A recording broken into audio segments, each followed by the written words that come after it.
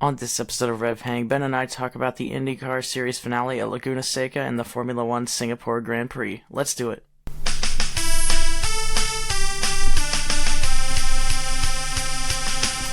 Hello everybody and welcome back to RevHang. I'm Nathan and alongside me virtually is my good friend and co-host Ben Bagley. How you doing, Ben? Pretty good. Just finished eating some delicious homemade carne asada burritos. And I am ready to talk about the absurdity that happened last weekend and this weekend.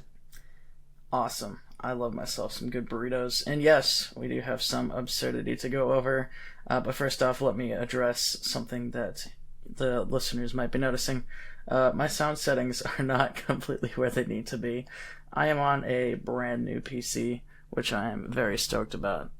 But subtle flex. Yeah, the first couple of episodes might sound a little off until I can get this dialed in. But that is beside the point. This is not an audiophile podcast, thank goodness, because I am not one. What an idea, though. Oh yeah, that would be something I would not listen to, but I'm sure that many people would. Ironic. Yeah, this is a racing podcast, so let's get into racing. We have a couple to go over. First off, the Firestone Grand Prix of Monterey at Laguna Seca in the IndyCar Series, and secondly, we have the Formula One Singapore Grand Prix. So we're going to start with IndyCar and the Firestone Grand Prix of Monterey.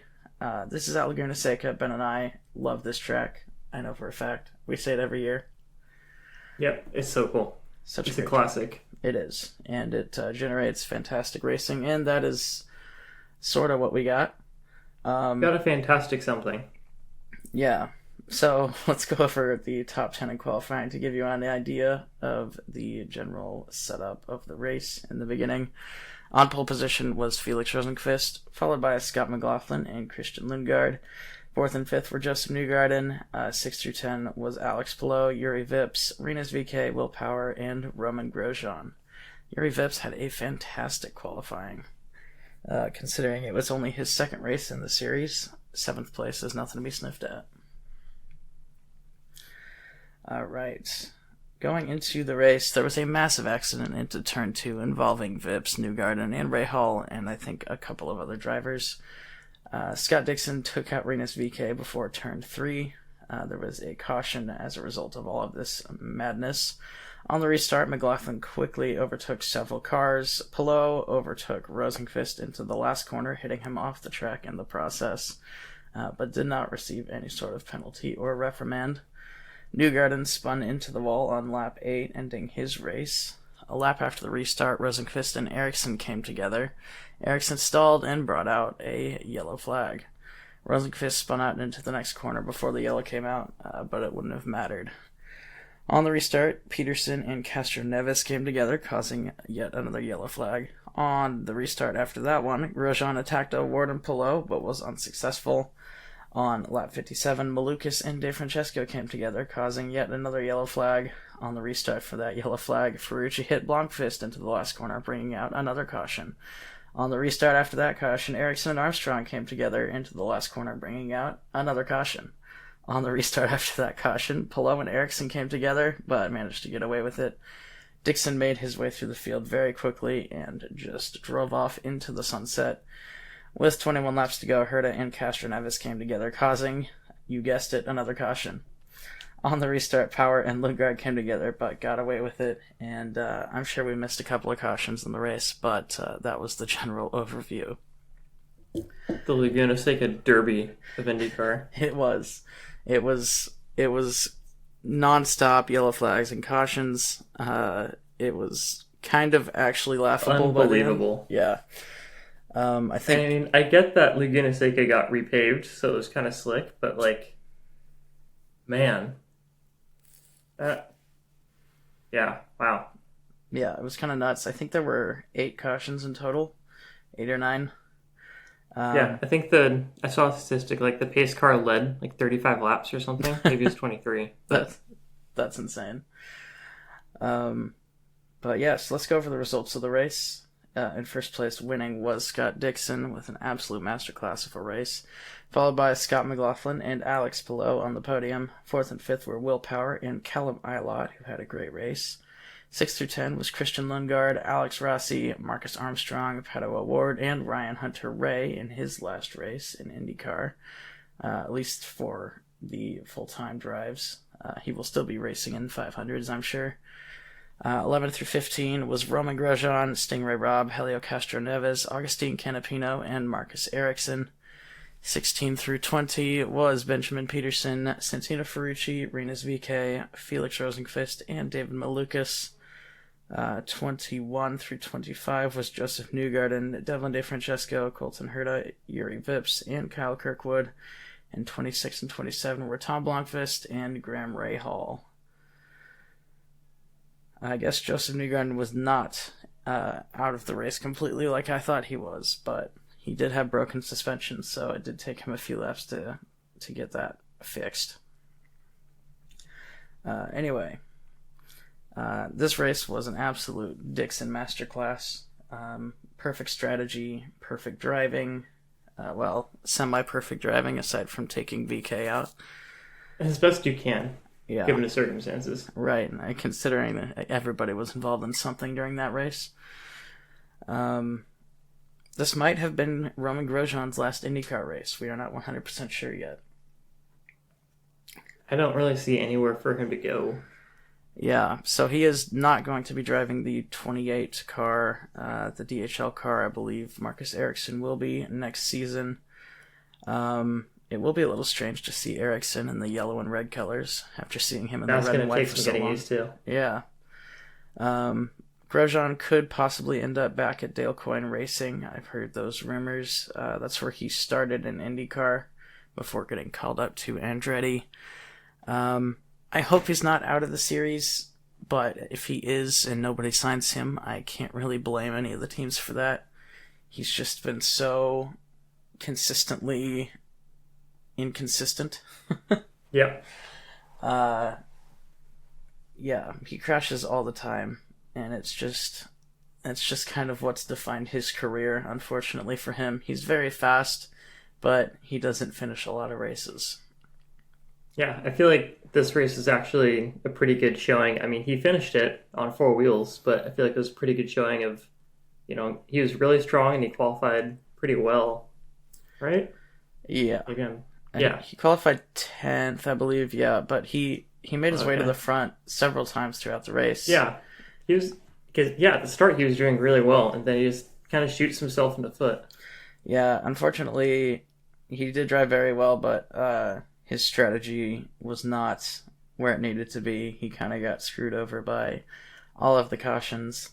And so he ended up cycling back and ended up 11th. But he did drive very well and was impressing a lot of people. Yeah. So I guess he did end up 11th. Okay. Well, I guess this was one of his better races. Yeah, it was a good race to end up on, I'd say. Yeah. But normally you'd see him, at the start, like in this race, doing really well, and then he'd crash out or crash somebody else out, and that would be the end. Yeah. But it's hard to know where he's going to end up because I believe he only had 3 top 10 finishes this season. Yeah. So I don't know. It's rough. I feel for the guy because he's a really nice guy, but he can't seem to keep the car on the track, whether it's his fault or not. Yeah. So Benjamin Peterson, on another note, won the Rookie of the Year award. He's the rookie with the most points at the end of the season. And he did impress a lot of people this season with some pretty high up finishes. Pretty consistent, not consistently at the back like some other rookies were. But then I would say Agustin Canapino, who was the challenger for that award, also had a pretty good rookie season, adapting to the IndyCar series pretty well. He is a legend down in Argentina. And if you read any of the comments on the IndyCar page on Instagram especially, you will see that there is much love for Canapino down there. Is it love for Canapino or hate for another driver? It's usually either love for Canapino or hate for whoever affected Canapino's race negatively. But anyway, yes, he's a rock star down there. Absolute racing legend in their I think it's a stock car series that he was big in. He has like 13 championships or something like that. Goodness gracious. Yeah, so it's his first year in IndyCar, and he adapted pretty well, especially towards the end of the season. He was starting to be more middle of the pack pretty consistently. And then he was up at the front for a little while in the last race here, along with his teammate Callum Ilott, who was in the podium positions for a good chunk of the race and finished 5th. Yeah, Callum Ilott had an awesome race. Yeah. I don't know where Callum Ilott's going to end up. He's also out of contract this year, so it would be interesting to see what happens to him. But yeah, so pretty crazy race. It was the try not to cause a caution challenge, level impossible. It was just absolutely nuts, and the race took a long time. It was, I think, over 2 hours long. But it was very entertaining, I will say that. Yeah, I mean, that's kind of what I expected out of Nashville, and we never got. Right. Yeah, they kind of switched this year. But yeah, so let's go through the standings for the final time this year, aside from the season finale podcast that we'll do at the end of the Formula One season. But the standings for IndyCar at the end of the IndyCar season. 1st through 5th are Alex Palou, Scott Dixon, Scott McLaughlin, Pato O'Ward, and Joseph Newgarden. 6 through 10 is Marcus Ericsson, Will Power, Christian Lundgaard, Alex Rossi, and Colton Herta. 11 through 15 is Kyle Kirkwood, Felix Rosenqvist, Roman Grosjean, Rinus VeeKay, and Graham Rahal. 16 through 20 is Callum Ilott, David Malukas, Helio Castroneves, Santino Ferrucci, and Marcus Armstrong. 21 through 25 are Augustine Canapino, Devlin DeFrancesco, Stingray Robb, Jack Harvey, and Connor Daly. 26 through 30 are Ryan Hunter-Reay, Benjamin Peterson, Simon Pagenaud, Takuma Sato, and Ed Carpenter. I think I misspoke. Hold on. Somewhere earlier, but we'll finish this real quick. 31 through 35 are Linus Lundqvist, Tony Kanaan, Yuri Vips, Tom Blomqvist, and Marco Andretti. Not Mario Andretti. He is not driving anymore. And then 36 and 37 were Catherine Legg and R.C. Anderson, with only Indy 500 entries. So, back to me misspeaking. I said Benjamin Peterson won the Rookie of the Year. Yeah, I was going to say Marcus Armstrong. It was Marcus Armstrong, yeah. He was doing really well. And he did really well this race. And I wanted to make sure that it wasn't just talking out of my ass like I usually do. Yeah, no, it was Marcus Armstrong. It wasn't Augustine Canapino. Or Benjamin Peterson, whoever I said before. Yeah. Marcus Armstrong was the one who won the Rookie of the Year. So, forget everything I just said in the last 5 minutes, because I was incorrect. Alright, that runs off IndyCar for this week and really this season. We will talk about it again in the season finale podcast, like I said earlier. But let's move on to paddock news, in the Formula One world especially. Guan Yu Zhou this week signed a 1-year contract with Alfa Romeo. So he got that extension that he was looking for. Just for 1 year, though. I don't think he, to be completely frank, deserved any more than that. So far, he hasn't really lit the world on fire, but he hasn't been horrible. He's been pretty much on par with Bottas, which is, I think, about right. Yeah, it's just enough to ruin my prediction of the Schumacher swap out for next year, so that's unfortunate. Yeah, don't think Schumacher will be on the grid next year. Yeah. Unfortunately for him, but... the harder Wolf market some, the less I think that he's going to be on the grid. Yeah. Daniel Ricciardo, it was announced he'll be out until Qatar at least. I'd imagine he'll want to get back in the car as early as possible and get Liam Lawson out of the car as early as possible before Ricciardo loses his seat for next season. Yeah, because Tsunoda's actually kind of been picking it up. A little bit. A little bit. At least in this race before he decided to not... Well, it wasn't really his decision, but I feel like he actually could have done pretty well this race if he hadn't gotten knocked out. Yeah. It's my prediction for AlphaTauri is starting to look less and less likely. Yeah. But it's hard to know what's going to happen. For those who don't remember, my prediction was it was going to be Ricciardo and Palou in the AlphaTauri next season. At this point, that kind of depends on Ricciardo. I don't think Ricciardo's seat for next season is anywhere close to as guaranteed as it was. Yeah. Liam Lawson is absolutely lighting the world on fire right now, but we'll get into that in a little bit. Yeah, the question is, who does AlphaTauri pair with him next year if they do keep him? Right. So finally, with our paddock news, Stroll's status is still unknown. He did have a massive accident in qualifying in Q1. And he withdrew from the Grand Prix because he was not medically cleared to race. So we don't really know anything past that. Whether he'll be back for Japan on Saturday night in the U.S. Remains to be seen. I guess could be Sunday morning in the U.S. depending on which side of the U.S. you're on. But for us here in the West Coast, it is Saturday night. So we'll see if Stroll gets back. I'd imagine he probably will. Unless it's a concussion, then he might be out for a few weeks. Who do they replace? Who's Aston Martin's backup driver? I think it is Teo Porcher. Let me see. Oh, yeah. No, actually, maybe not. No? No, is it Drogovic? It might be Drogovic. That was Porcher. Yep, so it's Stoffel Van Dorn and Felipe Drogovic. Oh, okay. And I would be very surprised if they didn't use Drogovic. Yeah, he's got a little bit of buzz around him, so... Yeah, he's an F2 driver right now. Stoffel Van Dorn is a reserve driver, but he kind of had his time to shine in F1. So, yeah, I'm sure Felipe Drogovic will be the replacement if Stroll does not return.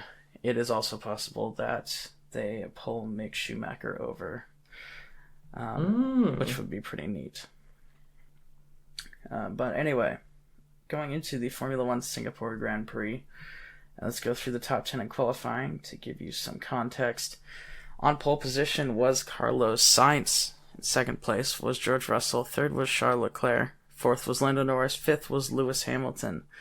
6 through 10 was Kevin Magnussen, Fernando Alonso, Esteban Ocon, Nico Hülkenberg, and Liam Lawson. Now, the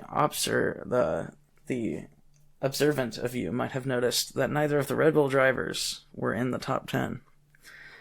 That is because Max Verstappen qualified in 11th and Sergio Perez qualified in 13th. An absolute shocker from Red Bull this week. Yeah, and both cars were consistently down. Yeah, all through practices. It wasn't just like Verstappen's in a slump or something like that. Like, there was some struggle within the inner workings of that car. There just was not vibing with the Singapore track.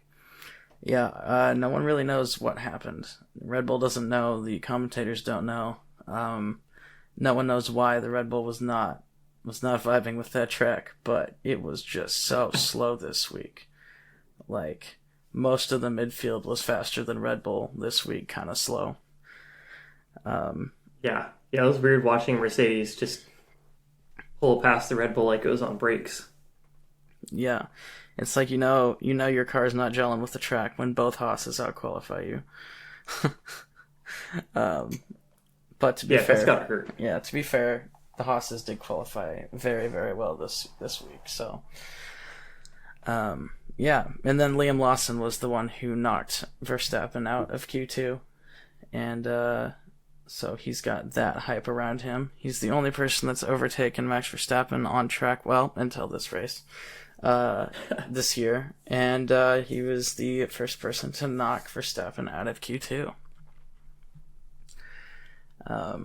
All right, let's go into the race. Hamilton ran wide in turn 1 and overtook Russell and Norris. He was told to give those positions back as a result of that. Perez and Tsunoda came together on lap 1, ending Tsunoda's race with a puncture. So he DNS'd the previous race and made it halfway through lap 1 in the second race. Or in this week's race, yeah. Rough couple of weeks for him. It was kind of business as usual until on lap 20, Logan Sargent hit the wall and brought out a safety car, benefiting everybody except for the Red Bulls. Leclerc had a slow pit stop, and he was passed by Russell and Norris in terms of net positions. Verstappen and Perez jumped up in the field a little bit because they did not pit under the safety car, but they still had to make a pit stop for new tires later on in the race. Alonso crossed the pit entry line during all of this and earned himself a 5-second penalty for that. On lap 37, Alonso battled with Perez and Ocon. Perez defended his position, but Ocon got past Alonso in the process. On lap 39, Ocon passed Perez with a double switchback move that was absolutely gorgeous. On lap 40, Perez pitted and Verstappen then pitted on the next lap. Ocon, as great as that move was a couple of laps earlier, had I believe it was decided it was a gearbox failure on lap 41, causing a virtual safety car. Both Mercedes came in for a quick pit stop for fresh tires and lost only one position to Leclerc. Alonso came in but had a 25-second pit stop, so that did not really help his race. On lap 53, Russell passed Leclerc. Hamilton passed Leclerc on the next lap, and then for the remainder of the race, both Mercedes chased down Lando Norris and Carlos Sainz in first and second. Sainz helped Norris defend from them with DRS, and on the last lap, Russell crashed out while racing Norris, ending his race with no points. What a race.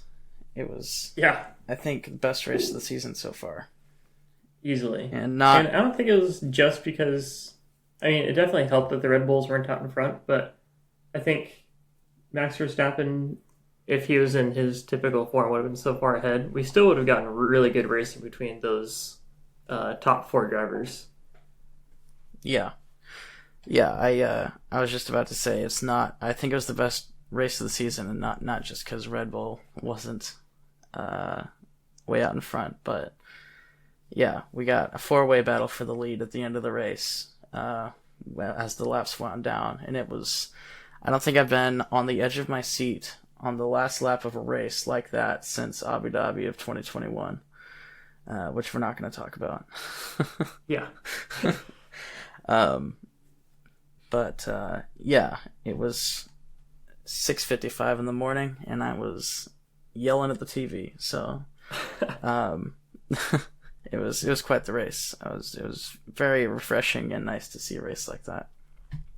Everyone else in the house must have been so happy with you when George Russell went off. Yeah.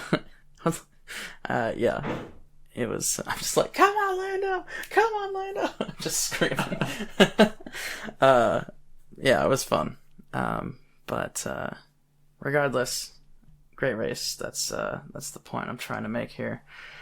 So let's talk about some stuff. Actually, let's go through the results first. In first place was Carlos Sainz. Second place was Lando Norris. Third place was Lewis Hamilton. Fourth and fifth were Leclerc and Verstappen. Verstappen with a pretty good comeback drive, actually. 6 through 10 was Gasly, Piastri, Perez, Lawson, and Magnussen. 11 through 15 was Albon, Zhou, Hülkenberg, Sargent, and Alonso. We had 4 retirements, and they were Russell, Bottas, Ocon, and Tsunoda.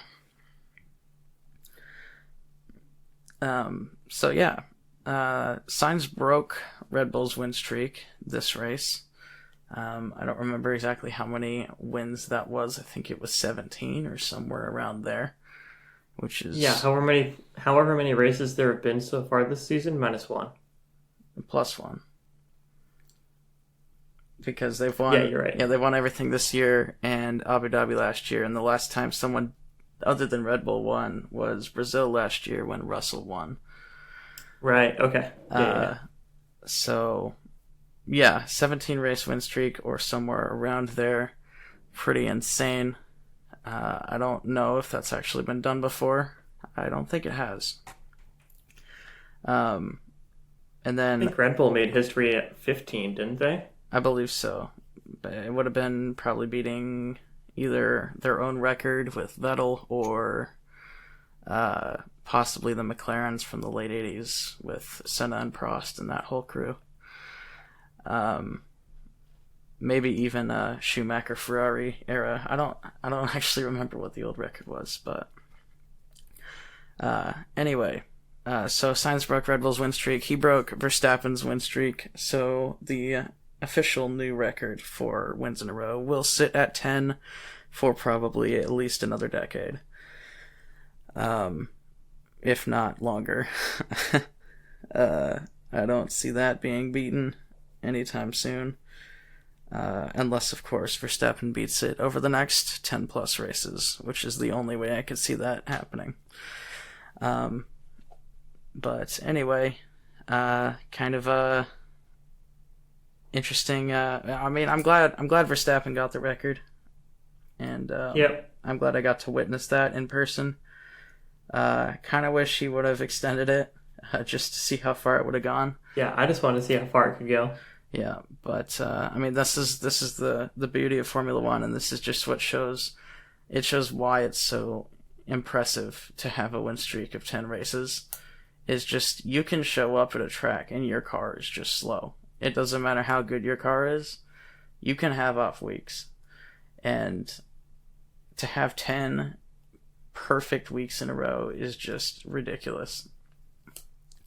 So I'm glad I got to see that happen. I'm glad Verstappen got the record. It would have been cool to see if that went farther, like 15, 16 races. But at the same time, it was also really nice to see someone other than Max win the race. Yeah, that was pretty cool. And it was cool to see everybody so excited about it. Yeah. And I'm glad Sainz did it too. And I think Sainz is really showing that he should not be treated as the second driver to Leclerc like he has been for the past 2 years. Yeah, he's just been so good. Yeah, I think Sainz has the last 2 Ferrari wins. I don't think Leclerc's won a race in at least 2 years. I can't think of one. I don't think so, no.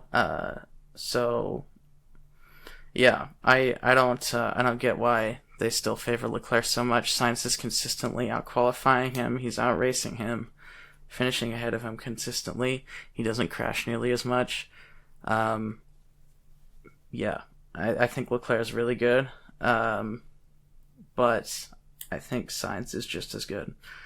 So if he's off to Audi in the coming years, whether that's 2025 or 2026, I think Audi has a fantastic driver on their hands. Yeah. If Ferrari should really just pay Sainz whatever he wants to keep him for as long as they can. Yeah. Especially considering I'd say they have 2 top-tier drivers right now, and they don't have beef with each other, at least as far as we can tell from the outside. That's pretty uncommon to have a team with 2 of the best drivers on the grid, and the drivers get along with each other. That's not common. You just look at Hamilton, Rosberg, look at Ocon and anyone. Ocon and anyone. Prost and Senna. It's actually pretty uncommon. You just get 2 of the best drivers on the grid in the same team, period. But I would say Sainz is kind of entering that upper echelon of drivers on the grid for me at this point. Especially this season, he's definitely impressed me a lot. So congrats to him. He's the one who took Verstappen down. And he drove a fantastic race. Absolute genius driving. He literally slowed down to give Lando Norris DRS to help him defend against Mercedes. Not just because it helped Lando and their buddies, but also because if the Mercedes passed Lando, I don't think Sainz would have won the race. Yeah, that was 5D chess right there. Yeah. That was really cool to watch. Absolutely. That's almost something you'd expect, Fernando Alonso to do. Yeah. the guy who's always trying to play the mind game with other drivers. For sure. Yeah, it was definitely genius. I mean, you hear on the last couple laps, you hear Sainz asking for the gap to Lando, and the commentators are like, doesn't he mean like the gap to Mercedes? And Sainz is like, no, I need to know if Lando's within a second to make sure he is. Mm-hmm. So, yeah, brilliant drive from Sainz. Definitely great presence of mind, especially in that heat and humidity. Very, very impressive. So, anyway. Yeah, and even considering the tow from Sainz, Norris also had a pretty good drive. Oh, absolutely. He defended very well from the Mercedes and just was consistently up at the front and challenging Sainz. He was always within, a second or two of Sainz throughout that entire race. So Lando also had a fantastic drive, and I just want Lando to win a race. I cannot express how much I want that to happen. Do you think he's going to be able to do it with McLaren next year? I mean, I know it's so difficult to predict the car's pace, but if all the cars are the same next year... It's so ridiculously hard to tell. I mean, if the cars all stayed at the same pace and somehow Red Bull wasn't as good as they are, I'd say yes, probably. I'd say the three drivers that could possibly win a race right now that are not Verstappen and Perez are probably Sainz, Leclerc, Russell, Hamilton, and Norris. Are the three realistic options other than the Red Bull drivers. That's five, but... What did I say, 3? I think you said 3. I said 3, but then I forgot that Mercedes existed, so I added them. Yeah. So, forgive my math, I'm thinking faster. There's a whole team of pretty good drivers. Yeah. 5 drivers, I think. If Red Bull double DNF'd a week or had a week like this, I think 5 drivers are realistically in the running for a race win, and those are the 5. I don't see Fernando Alonso winning a race this year. I don't see Piastri winning a race as good as he has been. And past that, I mean, all the other teams are kind of midfielders. So, yeah. But anyway, I'm just a fan talking out of my ass. I don't really know what I'm talking about. That's what this podcast is for, baby. Yeah, exactly. So, all right. What else do we have to talk about? Stroll's injury, we kind of glossed over it a little bit. He had a big crash in qualifying and withdrew from the race. We don't really know anything past that. Piastri had a fantastic comeback drive. Speaking of Piastri, he started, 18th, something like that? Started 17th. Yeah. He started 17th and finished 7th. So, fantastic drive. He got screwed over by the Stroll crash. It happened literally right in front of him. So he had to slam on his brakes on his final flying lap in qualifying to not hit all the debris that was flying across in front of his face. So he did qualify 17th. But it probably would have been way higher if that didn't happen, and he might have even been challenging up in the top 5 if that didn't happen. But regardless, he did get back to P7, and that is a very good drive, especially from a rookie. Okay, let's go through these standings real quick. Just the top 10 will do. 1st through 5th in the championship are Verstappen, Perez, Hamilton, Alonso, and Sainz. 6 through 10 are Leclerc, Russell, Norris, Stroll, and Gasly. And then the Constructors' Championship, we have Red Bull, Mercedes, Ferrari, Aston Martin, and McLaren in the top 5. And then 6 through 10 are Alpine, Williams, Haas, Alfa Romeo, and AlphaTauri. AlphaTauri did pick up some points this week in the form of Liam Lawson, who got 9th place. And is now... really pulling weight there. Yeah, he's only 1 point behind Tsunoda. I think... Here we go. I wanted to talk about this. I think if Liam Lawson outscores Yuki Tsunoda this year, Tsunoda will not get re-signed next year. And it'll be Ricardo Lawson, just like I predicted. It will either be Ricardo Lawson or possibly Palou Lawson. I'm still holding out hope. But with this showing from Liam Lawson the last two races, if he does not get signed to AlphaTauri next season, something has gone horribly wrong. I don't know what more he needs to do. He's winning Super Formula. Well, probably not anymore. He's probably missing races. But he was out in like first or second in Super Formula. He's been great in F2. He's been great in so many series. He's now being pulled in out of nowhere, not being prepared at all for Formula One. Put in a Formula One car, first in Monza, which is its own animal, and then second in Singapore, which is widely considered to be the most physically demanding and difficult tracks of the season.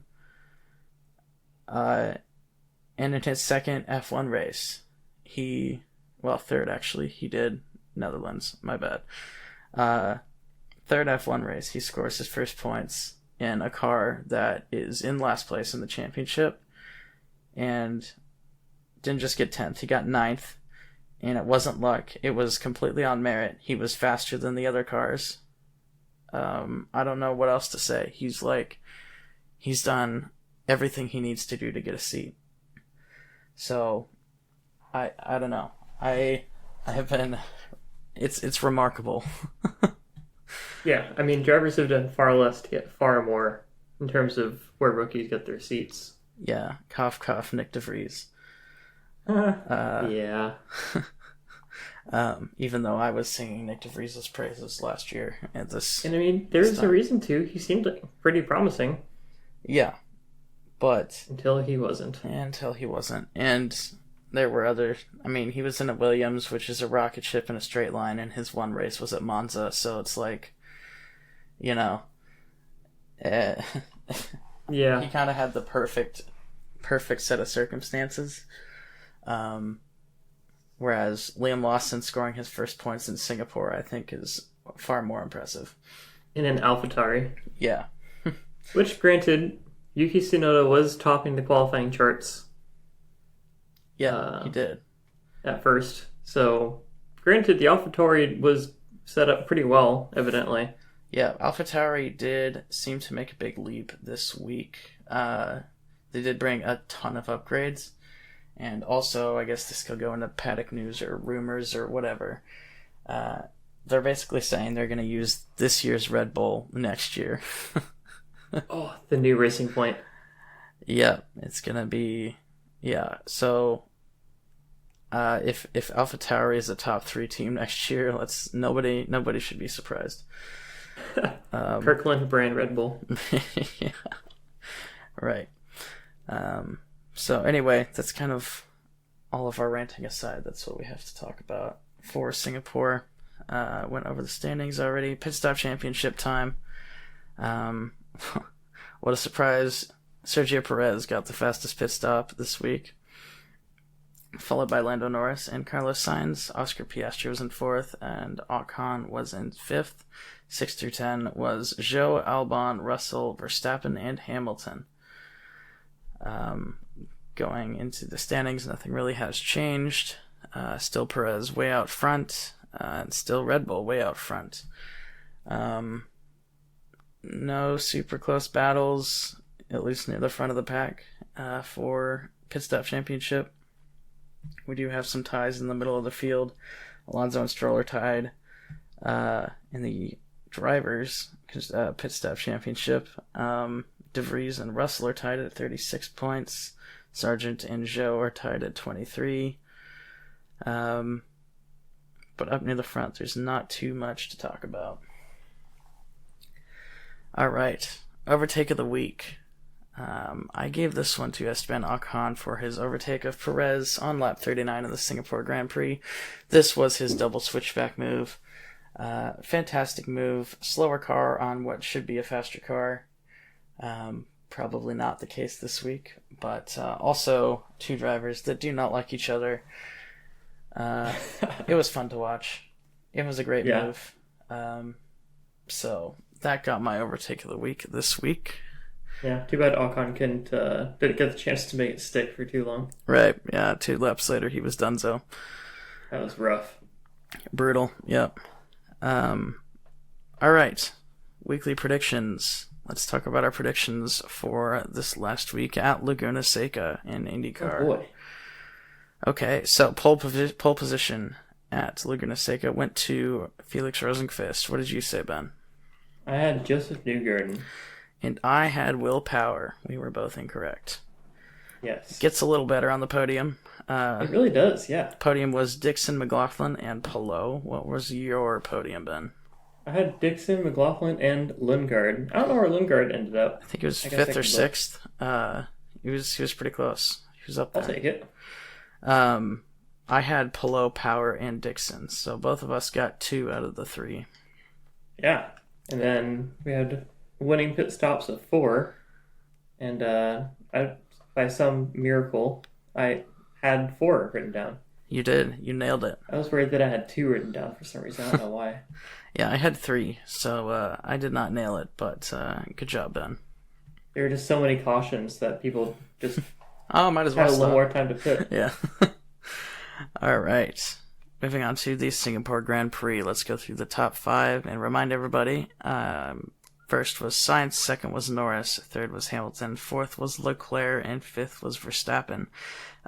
This was a nightmare week for us. This is a massacre. There is one little sliver of green on this whole screen, and it goes to Ben. So I'll let you tell me your top 5, Ben. Yeah, so I had Verstappen, Norris in second, which I did get, followed by Perez, Sainz, Hamilton, and then I had Bottas scoring at least some points. He did not. No. I had Perez winning, followed by Verstappen and Norris in third, and then Hamilton and Russell fourth and fifth. And then my dark horse was Alex Albon, who also did not have a good race. So, yeah, I didn't do so hot. I'll get him next time. Yeah, maybe. Fastest lap went to Lewis Hamilton. What did you say, Ben? I had Verstappen. Yeah, I also had Verstappen. And then driver of the day went to Carlos Sainz, deservedly so. What did you say, Ben? I had Hamilton. And I had Norris. And hey, there's the top 3 right there. Yep, I was going to say that's the top 3 for driver of the day votes. So there you go. All right, let's move on to this week's predictions. For the Japanese Grand Prix in Formula One, we have no more IndyCar races, just to remind everybody. Laguna Seca was the last one. Yeah, it is sad. I really enjoy watching IndyCar, as much as the ads are annoying. IndyCar is a ton of fun to watch. So, anyway. Formula One, Japanese Grand Prix, give me your top 5, Ben. I have Verstappen back on top. I literally don't see any reason why he won't be winning the next race, even after Singapore. After that, I have Perez, followed by Sainz, Russell, and Norris in fifth. And then I have Ocon as my dark horse because he did really well this race. And even though he did not finish, I think that'll be a decent confidence boost. I think it's a sign that even if his car isn't the fastest, he's still got some pace in him. Yeah. Okay. I have Verstappen winning as well. Okay, I'll just go through my top 5 and then we'll talk about it. Okay. Verstappen in first, Sainz second, Leclerc third, Norris fourth, and Russell fifth. My dark horse is Fernando Alonso.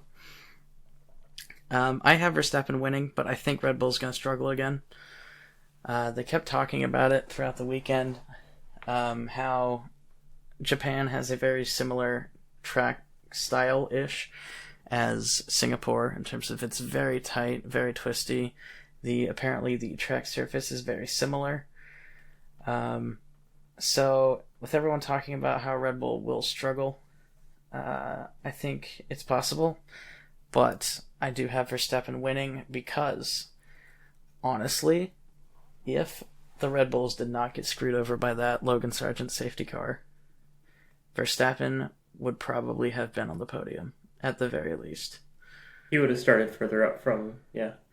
So, I think Verstappen, even if the car is a nightmare to drive, will probably win the next race. But if the car is a nightmare to drive, I don't think Perez will be in the top 5. I see your reasoning. That's smart. I like that. So yeah, I'm also thinking that if they're similar, Red Bull has an entire week to go back to the drawing board and figure out a whole race's worth of data, essentially, and try to parse that into some tuning change for the car. Yeah. See if they can get it a little under, or a little more grip. Yeah. I have the Ferraris coming second, third. I think Ferrari has figured something out in their car's design. I think they've made a breakthrough because the last few weeks they've seemed very on top of it. So I think Ferrari's coming back. Obviously, McLaren is way better than they were at the beginning of the season, and Norris is consistently top 5ing now. And then I have Russell in 5th, and I honestly could have put him or Hamilton. It just seems like Russell has a slight edge over Hamilton this year. So there's my reasoning there. And then Fernando Alonso being a dark horse. He's kind of on the edge of the ability to be a dark horse. But yeah, I mean, at the start of the season, he very much was. Yeah, you can't close put to him the top. Yeah. So, but at this point in the season, I don't think Aston Martin has kept up with the development nearly as well as other teams. So I would say, honestly, I think the Aston Martin is a midfield team now, while they were, the second fastest car at the beginning of the season. Which is kind of sad because I was really hoping to see Alonso fight for the championship. Yeah, it was cool to see. For the 5 races it lasted for. But yeah, okay. Fastest lap prediction. Go ahead, Ben. I have Verstappen with fastest lap. Okay, and I have Carlos Sainz. Okay, driver of the day. I have Sainz for that. I think if Sainz does well again, then I think there's a chance, especially relative to the Red Bulls, that he takes it home. Okay, and I have Fernando Alonso. All right. So that rounds off our predictions for this week. Red Bull did not win the championship this week. They had an opportunity to. They had to finish 1-2, basically with Mercedes not scoring any points. So they did not do that this week. I don't know what they have to get next week. I'm sure it's a lot less. So if we see 2 Red Bulls in the top 5, they'll probably wrap it up. But I'm sure we'll get some more mathy data on that as the race approaches. But it's not far off. Red Bull will probably either win in Japan or Qatar. Qatar at the very latest. So, yeah, we'll see what happens there. I know we were talking about it last week, like, how have they not won already?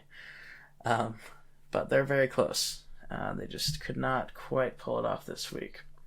Yeah, and I think their saving grace for clinching it in Japan will be Mercedes not advancing both cars past the finish line this race. Yes, honestly, yeah. I think if Russell finished, even if they finished 3rd and 4th and didn't pass Norris, they might have even been able to survive past Japan next week, sorry.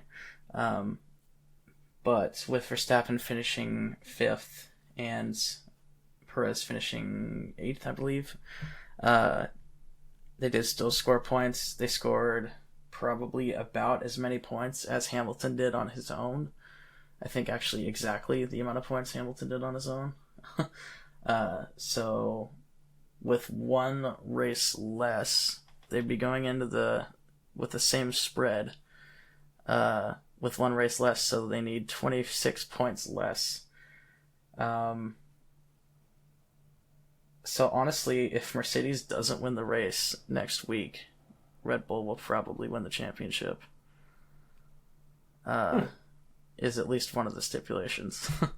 But anyway, that just means Red Bull will probably win the championship next week in Japan. That'd be kind of cool. Would be, yeah. Get that Honda celebration going. Well, Red Bull Honda powertrains. Yeah. At least for now. Right, exactly. Yeah, and then Aston Martin takes that over pretty soon. Interested to see what an Aston Martin Honda collaboration livery looks like if they do that in Japan. Well, I don't think they're collaborating yet. Aston Martin is still with Mercedes. Yeah, but like next year. Oh, yeah. Does it start next year or does it start in 26? Year after? I don't know. Whenever they do that. I think they did that in 26 because I know that's when Red Bull switched to Ford is in 2026. Yeah, so. Okay. Anyway. Yeah, you're right. All right. It's time for Ben's Words of Wisdom. What do you got for us this week, Ben? Yes. Experience from today and thinking about it. And I think marinating your steak and chicken and pork and other things that you're going to grill or even, put on a pan. I think marinating is really underrated. You don't really see many people do it, I feel like, at least not in my friend group / age range. I know it takes a lot of kind of prep. You gotta make the marinade. You gotta get your steaks ready. You gotta put them in the fridge for like an entire day. But it's just like an extra half hour of work a day before, and they come out so much better. And yeah, there are so many benefits to it that it's so worth it. So please marinate your stuff before you barbecue it or cook it. Awesome stuff, Ben. It does taste fantastic when they are marinated, even just with some basic stuff. Yeah.